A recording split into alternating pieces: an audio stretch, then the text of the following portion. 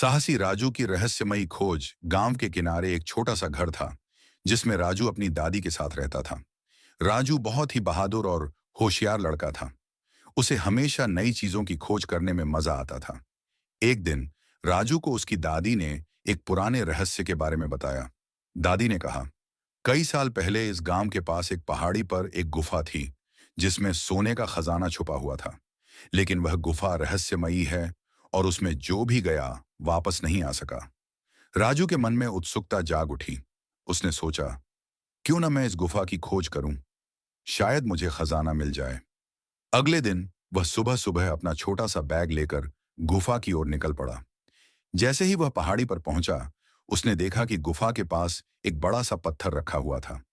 उसने हिम्मत करके पत्थर को हटाने की कोशिश की और जैसे ही पत्थर हटा, एक अंधेरी गुफा उसके सामने खुल गई।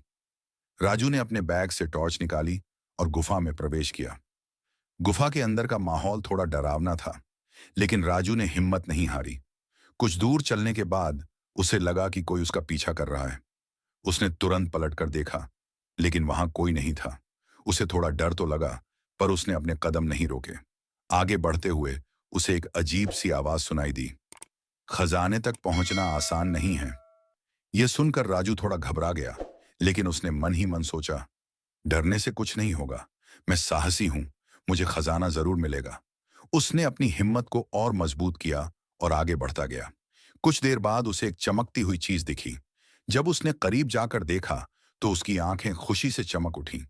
वहां सच में सोने की ढेर सारी मुद्राएं और बहुमूल्य पत्थर रखे थे। राजू ने उनमें से कुछ सोने की मुद्राएं अपने बैग में रख लीं। जैसे ही वह वापस जाने लगा, उसे फिर वही आवाज सुनाई दी, तुमने साहस और सच्चाई से काम लिया, इसलिए तुम सुरक्षित वापस जा सकते हो।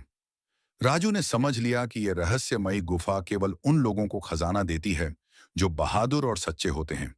जब राजू वापस गांव पहुंचा और अपनी दादी को खजाने के बारे में बताया, तो दादी ने उसे गर्व से देखा और कहा, तू सच में बहादुर है। यह तेरा साहस और हिम्मत ही है जिसने तुझे इस खजाने तक पहुंचाया।